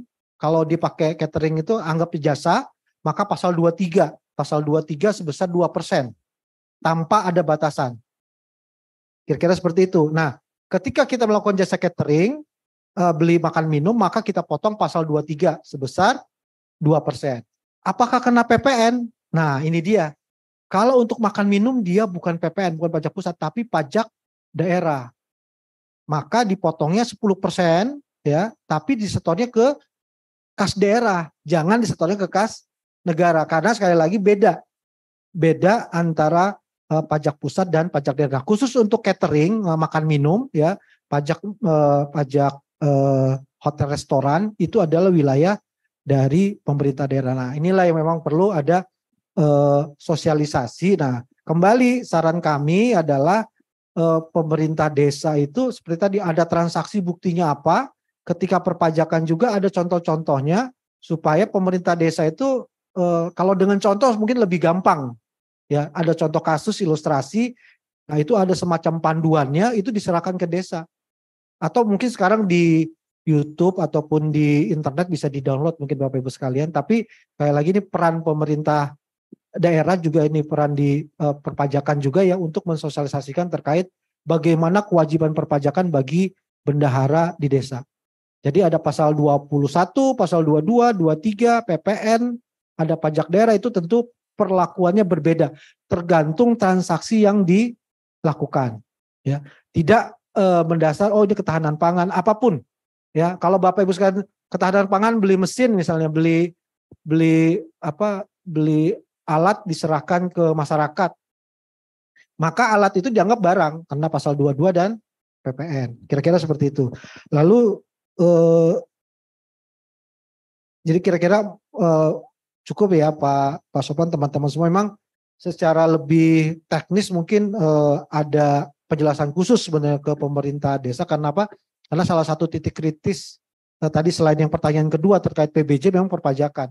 Banyak ketakutan juga di pemerintah desa gimana untuk melakukan pemotongan pajak. Jangankan di pemerintah desa, kadang-kadang kita di pemerintah daerah, pemerintah pusat juga perlu update karena peraturan terkait perpajakan ini termasuk yang sering berubah. Kira-kira gitu Pak Iswat, terima kasih. Tadi ada pertanyaan dari Pak Alder ini, Pak Alder terkait dengan tadi Pak adanya kayak kong kali kong lah antara kepala desa dengan penyedia. Mungkin bisa sekalian dijawabkan izin bahwa sudah lama berjalan dan bagaimana dari BPKP dalam langkah-langkahnya untuk mengurangi adanya kong kali kong tadi ya. Intinya begitu mungkin Pak. Terima kasih Pak Yuswan. Ini lanjut ke pertanyaan ketiga dari Pak Alder, pendamping desa nih, anak kandungnya Kemendes, pendamping desa. Jadi terkait PBJ. Nah ini juga menjadi salah satu hal yang perlu perhatian karena PBJ Bapak Ibu sekalian, kasus permasalahan akuntabilitas itu biasanya terkait pengadaan barang dan jasa. Nah untuk PBJ kita kembali ke regulasinya seperti apa. Kalau di tingkat pusat itu ada Perka LKPP nomor 12 tahun 2019 tentang pengadaan barang jasa di desa. Itu aturan di tingkat pusat. Tapi bagi Bapak Ibu yang ada di desa, jangan langsung ke pusat, jangan langsung lihat Perka LKPP 12 tersebut. Tapi Bapak Ibu sekalian mengikuti peraturan yang ada di daerah. Jadi ada amanat dari Perka LKPP tersebut agar pemerintah kabupaten kota untuk membuat peraturan kepala daerah tentang pengadaan barang jasa di desa. Itulah yang menjadi acuan Bapak Ibu di desa. Ya sekali lagi kita nggak usah di desa itu tidak perlu melihat ke atasnya terlalu jauh, tapi lihat peraturan kabupaten kota tentang pengadaan barang jasa. Kenapa? Ada yang beberapa hal yang mungkin bisa diperbolehkan berbeda dengan di LKPP. Contohnya batas untuk pengadaan barang. Kalau di LKPP kalau nggak salah misalnya sampai di bawah 10 boleh beli langsung, 10 sampai 200 juta atau 100 juta itu melalui penawaran, di atas 100 juta baru lelang. Kira-kira seperti itu, 100 atau 200. Nah, batasan ini boleh disesuaikan, diganti sesuai kebijakan di pemerintah kabupaten kota. Jadi kalau misalnya, wah ini 10 juta mah terlalu kecil bagi desa, maka ditingkatkan 50 juta aja batasnya. Jadi 50 juta ke bawah boleh beli langsung, 50 juta ke atas sampai 200 melalui penawaran, minimal 2 penawaran misalnya, di atas 200 juta pakai lelang. Nah itu diperbolehkan, tapi sekali lagi itu diatur oleh Bupati. Karena apa? LKPP memberikan keleluasaan kepada pemerintah daerah untuk mengatur kebijakan pengadaan barang dan jasa sesuai dengan kondisi yang ada di daerahnya masing-masing. Nah, yang menariknya tadi yang ditanyakan terkait lelang transaksi yang menjadi pihak ketiga antara pemerintah desa dan pihak ketiga gitu ya. Nah, kita lihat di dalam peraturannya seperti apa Bapak Ibu sekalian. Kalau ketentuan umumnya adalah bahwa ketika RKP DES itu dilakukan ya, maka nanti di situ ada apa-apa saja yang akan dilakukan kegiatan kan Bapak Ibu sekalian. Termasuk ada rencana pengadaannya apa. Dan itu harus diumumkan. Nah harusnya itu udah ada secara ketentuan bahwa pemerintah desa itu mengumumkan ya, sama seperti juga di pemerintah daerah dan pemerintah pusat ya, melakukan pengumuman pengadaan barang jasa yang akan dilakukan oleh desa. Itu langkah awalnya. Jadi transparan.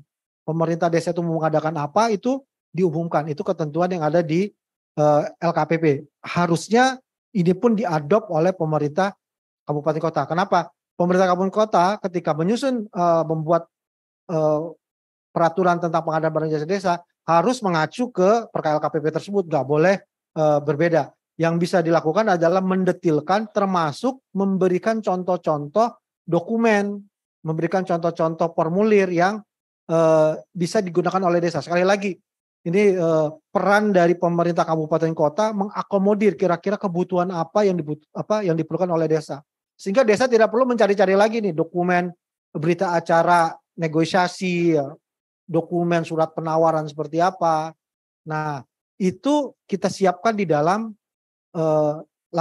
peraturan tentang PBJ di desa. Jadi sekali lagi memudahkan pemerintah desa melakukan pengadaan barang jasa. Jadi langkah pertama adalah dilakukan pengumuman, dan kalau tidak salah itu nanti silakan dicek lagi, itu ada batas. Kita bisa bertransaksi pengadaan kepada yang bersangkutan yang sama itu maksimal di dalam kurun waktu 2 tahun. Ya. Jadi ini untuk mencegah membeli berkali-kali ke tempat yang sama, dengan mungkin kita ada kekhawatiran jangan-jangan kalau terlalu sering ada semacam mungkin kickback ataupun lain-lain. Nah, itu sudah ada aturannya, itu ada maksimal 2 tahun. Dan sekali lagi, kalau dia lelang harusnya itu terbuka, adil. Benar-benar nanti diadu, siapa yang memberikan harga paling murah itulah yang menang. Harusnya bukan orang-orang yang tertentu tadi. Pemerintah desa bisa langsung membeli barang tertentu kalau dia batasannya seperti tadi. Di bawah 10 juta misalnya aturannya, maka dia bisa langsung beli. Bisa menunjuk ke toko tertentu, tapi tadi maksimal dia 2 tahun. Dan diupayakan memang toko yang ada di wilayah desa masing-masing. Di atas 50 pakai penawaran, dia harus menawarkan, pemerintah desa menawarkan ke 2 toko penyedia. Dapat tawaran, dilihat mana yang paling murah, dinego, baru jadi. Kalau yang ketiga benar-benar dilakukan pelelangan, ya. Ada aturan-aturan terkait pelelangan desa. Lebih detailnya sekali lagi Bapak Ibu sekalian, itu harusnya tertuang di dalam peraturan bupati masing-masing desa, masing-masing daerah yang harus diikuti oleh desa yang ada di wilayahnya. Mungkin seperti itu, saya tidak bisa mungkin terlalu rinci karena waktu juga. Demikian dari saya, mudah-mudahan bisa dibahas lebih lanjut di tingkat pemerintah daerah masing-masing. Demikian saya serahkan kembali ke Pak Yuswan. Ya, terima kasih pada narasumber kita kedua dari BPKP yang sudah menjawab dengan lugas. Untuk yang pertanyaan mungkin ke Bapak Dokter, ada PT, kaitan tadi masalah P3KE Pak. Tadi ada pertanyaan dari itu terkait dengan bahwa data P3KE ini harus diverifikasi kembali sehingga mendapatkan KMP ya, ke keluarga KPM penerima manfaat yang sebenarnya. Demikian mohon penjelasan. Silakan Pak. Terima kasih Pak Soban. Jadi sudah saya jelaskan sudah tadi bahwa kalaupun terjadi semacam ketidaksesuaian antara data P3KE dengan kondisi di lapangan, maka itu diajukan aja perubahannya atau penyesuaiannya untuk ditetapkan dalam hal ini. Jadi seperti tadi disampaikan kan kita juga paham yang namanya DTKS juga ada yang namanya SIKNG kan, yang tiap bulan juga ditetapkan oleh Menteri Sosial, penetapan DTKS. Nah untuk data P3KE itu harusnya ditetapkan juga oleh kepala daerah. Jadi seperti yang Bapak sampaikan, umpamanya cuma 3 ternyata yang dapat, padahal yang harusnya umpamanya 18 umpamanya, yaitu diajukan 18 dalam hal ini untuk dilakukan penyesuaian. Karena kita yang real di lapangan adalah yang kita paling tahu sebetulnya di lapangan adalah Bapak dan Ibu sekalian ada di tingkat desa. Oleh karena itu verifikasi dan validasi diperlukan untuk itu. Dan itu diajukan ke tingkat kabupaten untuk nanti ditetapkan. Kita memahami Pak, karena begini, data P3KE ini kan basisnya dulu adalah data PK 2021, pendataan keluarga. Ya. Kemudian data PK 2022 tidak dilakukan karena ada Reksosek waktu itu. Jadi akhirnya kita memang masih menggunakan data 2021, bisa dibayangkan 2021 ke 2023 pasti ada yang perlu berubah dalam hal ini. Tapi karena sudah by name by address, sudah dipadankan dengan NIK dan sebagainya, kita meyakini bahwa itu yang paling maksimal yang kita bisa gunakan dalam hal ini. Nah, mengenai verifikasi dan validasi di lapangan ternyata masih ada yang perlu disesuaikan, lakukanlah. Dan itu sangat dimungkinkan sebetulnya karena di dalam Inpres itu dimungkinkan. Jadi Bapak Ibu sekalian kalau umpamanya tadi disampaikan masih ada beberapa perubahan dan sebagainya, ajukan aja ke atas. Itu istilahnya di umpan balik istilahnya, balikan data balikan, dan data balikan itulah yang nanti akan ditetapkan secara formal, secara resmi di dalam peraturan kepala daerah. Kemudian yang kedua tadi ada pertanyaan dalam kaitannya dengan proses perencanaan. Kita tahu proses perencanaan kan melalui proses musrenbang kan, tiap mulai dari tingkat desa, tingkat kecamatan, tingkat ke kabupaten dan seterusnya.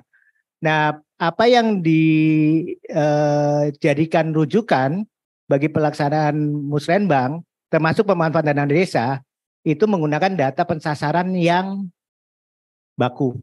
Kalau sudah ditetapkan oleh peraturan bupati, umpamanya gunakanlah itu. Jadi saya rasa kita nggak salah lagi gitu, dan saya rasa BPKP juga bisa mengamini, bisa mengendorse sepanjang itu sudah ditetapkan melalui peraturan bupati umpamanya, maka itu sudah mempunyai ketetapan hukum dalam hal ini. Kalau dia tidak ditetapkan, maka dia akan ngambang nantinya. Dan teman-teman untuk temuan dan sebagainya akan sangat mudah gitu untuk dilihat dalam hal ini. Either menggunakan data DTKS yang sudah setiap bulannya ditetapkan oleh Menteri Sosial, atau data P3KI yang sudah ditetapkan melalui peraturan bupati. Itu yang kita gunakan. Dan itu setiap musrenbang untuk tiap tahunan itu digunakan sebagai basis data untuk pensasarannya untuk itu. Saya rasa itu Pak. Kasih. Terima kasih pada narasumber pertama kita dari Bapak Dr. Suprayoga. Pada dari FC gimana?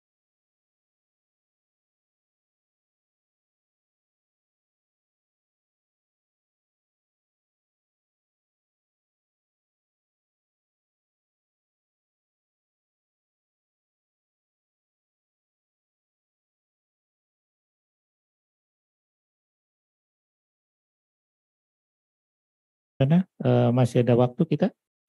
Masih ada waktu? Ya, sekitar berapa? 25 menit. Ya. Narasumber pertama mesti kembali izin Pak. Mungkin. Iya. Ya. 12 menit lagi. Ya, apa mungkin? Ya, mungkin satu pertanyaan kali. Ada 2 pertanyaan ini. Ya, mungkin ini ya. 2 pertanyaan sudah ya. Mungkin ya dari ini ya. Singkat-singkat aja nih. Dari pertanyaan kepada DNP2K Bapak Pak Dokter. Mungkin ada pertanyaan dari pemerintah Desa Jombok, Kecamatan Pule, Kabupaten Trenggalek. Mohon petunjuk untuk penanganan kemiskinan ekstrim. Apakah hanya dalam bentuk pemberian BLTDD saja atau apakah boleh diberikan bantuan usaha seperti modal usaha atau alat usaha tersebut? Ini yang pertama. Kemudian yang kedua dari Pak Raden Eko Supriyanti. Oh ini TAPM ya, TAPM dari pendamping lagi. Kabupaten Tapanuli Selatan, Sumatera Utara. Jika masyarakat yang masuk ke dalam Desil 1 sudah mendapat bansos dari program lain, apakah boleh tetap mendapatkan BLTDD? Mohon penjelasan narasumber dari TNP2K. Bersilakan Bapak. 2 pertanyaan. Terima kasih. Dari Jombok, dari Trenggalek, sama dari mana? Taput ya? Tapsel, sorry. Jadi gini, yang pertama nih mungkin nanti Pak Lutfi dan teman-teman dari Kemendes ini juga perlu ada semacam ketegasan dan kejelasan mengenai hal ini. Karena terus terang salah satu instrumen untuk melakukan percepatan penghapusan kemiskinan ekstrim itu adalah melalui BLTDD.